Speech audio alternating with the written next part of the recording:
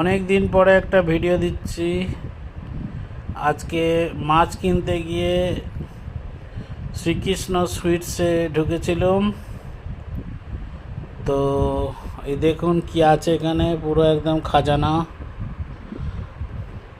এটা হচ্ছে একদম টাটকা টাটকা বোঁদে,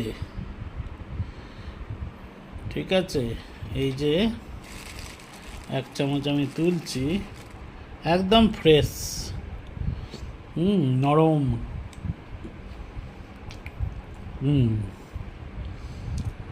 তো বোঁদের নিচে কি আছে দেখুন, বোঁদের নিচে এই দেখুন, এই মুহূর্তে আমি 6টা রসগোল্লা পেটে ঢোকাবো।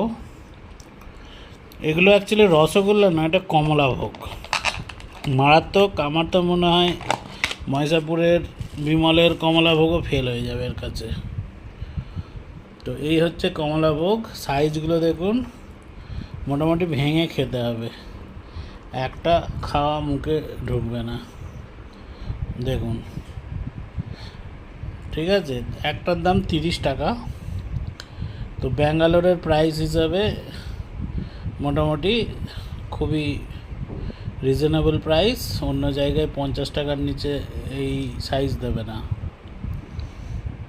তো শ্রীকৃষ্ণ হচ্ছে বাঙালি পাড়ার দোকান, যারা সব চিকিৎসা করাতে আসে ওই এরিয়াতে দোকানটা। তো মোটামুটি এরা ভালো মিষ্টি বানায়।